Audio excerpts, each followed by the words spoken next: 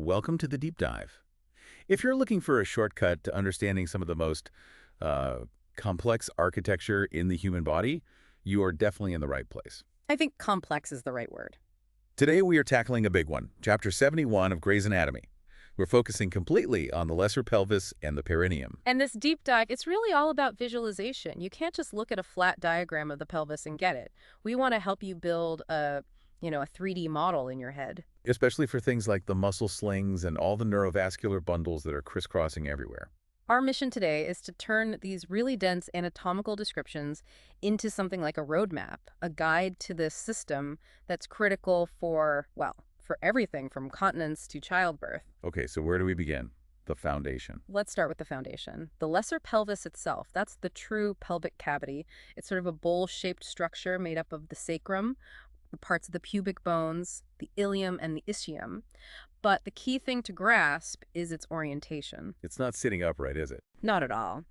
The pelvic inlet, which is that top opening, it's angled sharply upwards. I mean, we're talking something like 35 to 50 degrees up from the horizontal. So what does that tilt do functionally? It means all the weight and pressure from the abdomen is constantly pushing down and slightly backward towards the sacrum. So the organs aren't just resting straight down on the floor, they're sort of pushing against the back walls. Exactly. And the central space, the pelvic canal, that isn't straight either. It has this distinct forward curve. Anatomists call it the curve of Caris. And that's the birth canal in females, right? That exact path. That's the path of descent. It's a perfect anatomical slide. All right, let's move from the bones to the muscles lining this bowl. I know there are two big ones that are technically just passing through. Right. They're like tapestries on the walls. First, you've got the piriformis. It makes up the posterolateral wall, the back and side. It runs from the sacrum and then just exits the pelvis entirely. It does. It goes right out through the greater sciatic foramen. Right. But while it's inside the pelvis, it acts as this protective cushion. And this is where the neural connections get really tight. Because the sacral plexus is right there. It's sitting directly on the anterior surface of the piriformis. And on the left side, it's right next to the rectum, which, is really important for any kind of rectal surgery. Okay, so that's the back wall. What about the front and sides? That's the obturator internus. But the muscle itself isn't the most important part, anatomically speaking.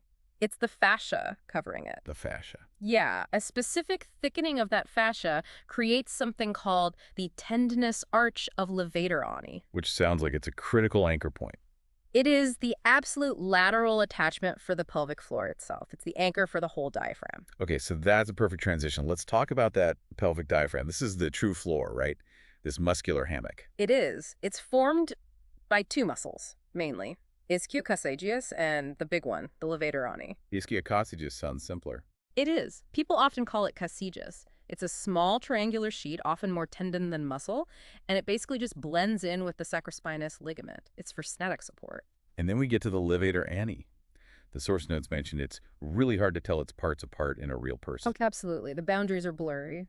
But we do give its parts different names to understand the fiber directions. We talk about pubococcygeus, iliococcygeus, and pubo-analis. So which one is the most dynamic part of that sling? That would be the pubococcygeus. Its fibers run almost horizontally, straight back from the pubis bone. And that horizontal direction is the key to its function. It's everything. It creates this U-shaped sling. So when it contracts, it doesn't push down.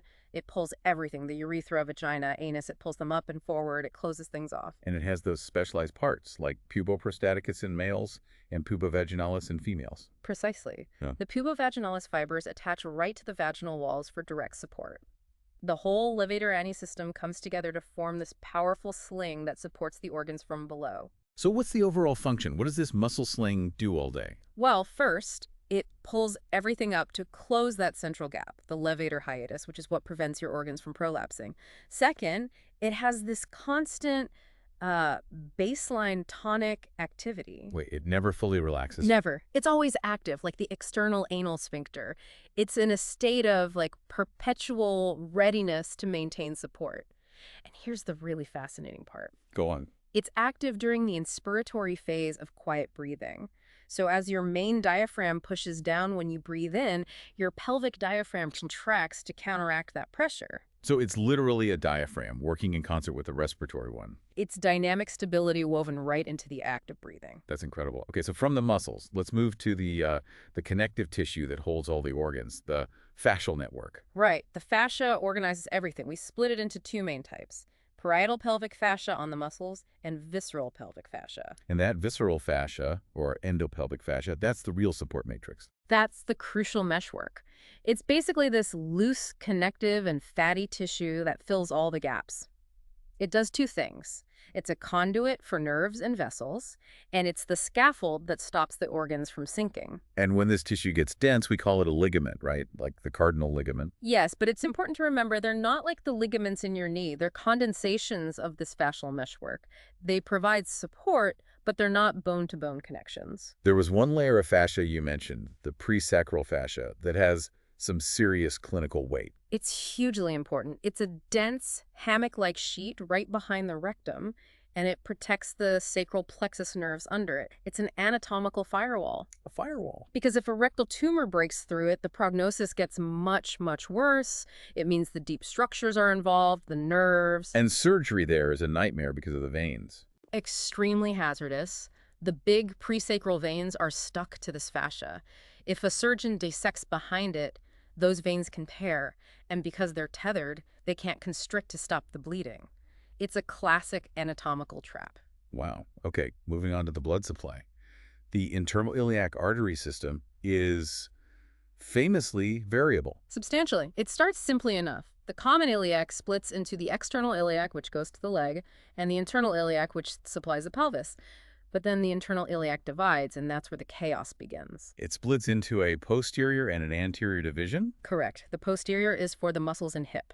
The anterior division is for the viscera. Its first big branch is the superior vesical artery, which is actually what's left of the fetal umbilical artery. And then we get to the most notorious troublemaker in the area. Yeah. The obturator artery. Ah, the aberrant obturator. It is highly variable. Normally it goes with the obturator canal, but in a lot of people it actually comes off a different artery entirely, the inferior epigastric. And why is that specific variation so dangerous? Because of the path it takes. It curves right along the edge of the lacunar ligament. So if a surgeon is repairing a femoral hernia right there and needs to cut the ligament to get more space, They could accidentally cut this massive artery. and that's why it's sometimes called the corona mortis, the crown of death, because the bleeding is so severe. That really brings the clinical side to life. What about the veins? Do they have their own risks? Absolutely. The venous system can become a major collateral route. If the main veins, like the vena cava, are blocked by a clot, the internal iliac veins swell up to handle all the blood return from the legs. So any surgery in the area risks massive venous bleeding and could compromise the circulation of the entire leg. Exactly. It makes deep pelvic surgery very hazardous. Okay, let's shift gears to innervation, the sacral plexus. The plexus, L4 to S4, lies flat against the piriformis muscle. And again, it's protected by that presacral fascia. When cancer breaks through that fascia, the pain is described as just agonizing and intractable. And the most important nerve we need to trace is the pudendal nerve. Its path is convoluted. It's a real traveler. It starts in the pelvis, immediately leaves through the greater sciatic foramen, pops into the gluteal region, then does a sharp U-turn around the ischial spine. That wrap around the ischial spine sounds like a key landmark. It is the landmark. It then re-enters the perineum through the lesser sciatic foramen and runs forward in a little tunnel called the pudendal canal, or Alcock's canal. So that predictable spot by the ischial spine is where you do a nerve block. Precisely. For something like an assisted delivery, you can inject local anesthetic right there and numb the entire perineum. That brings us perfectly to the perineum itself, the diamond-shaped region below the pelvic floor. How do we split that up? We draw an imaginary line between the two ischial tuberosities, the inter-ischial line, that divides the diamond into the posterior anal triangle and the anterior urogenital triangle. Starting in the back in the anal triangle, what's the ischio-anal fossa? It's this big horseshoe-shaped space filled with fat on either side of the anal canal. It's a cushion. And the danger here is that fat. Precisely. That fat is continuous across the whole horseshoe.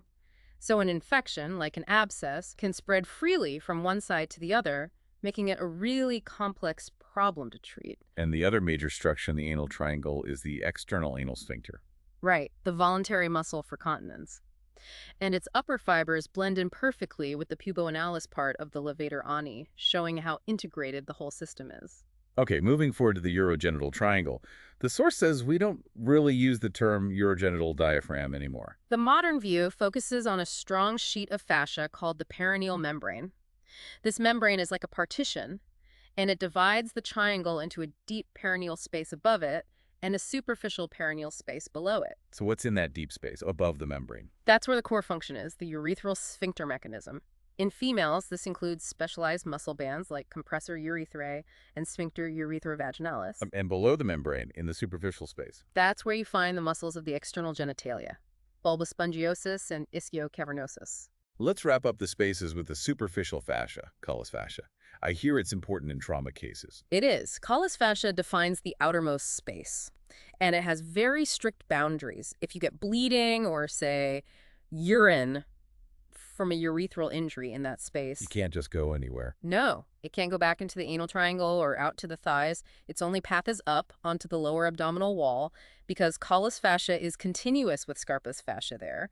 The fluid is trapped and forced to track upwards. And finally, the knot that ties everything together, the perineal body. This is the central hub. It's a fibromuscular node right in the middle at the junction of the two triangles. Everything attaches to it. The sphincters, the levator ani, the transverse perineal muscles. Especially crucial in females during childbirth. Its integrity is absolutely crucial. It's the central pillar of support for the entire perineum. This has been an incredibly detailed journey. We defined the pelvis's forward tilt, we tracked the dynamic muscles of the floor, and we highlighted those critical barriers like the presacris fascia. And we navigated some of those dangerous vascular traps like the obturator artery. What's the one final thought you want to leave our listeners with? I think it's the elegant connection between everything. Continence isn't just one muscle, it's the constant lift from the levator ani, combined with the sphincter mechanism pressing against the stable, unyielding perineal membrane. So it's this perfectly engineered system for managing pressure. It is. When you cough or sneeze, that whole system works in concert to maintain control. And understanding that anatomy is the key to understanding why things go wrong. It shows why this region is so central to so many clinical problems when that engineering fails. Exactly. Thank you for taking this deep dive with us today.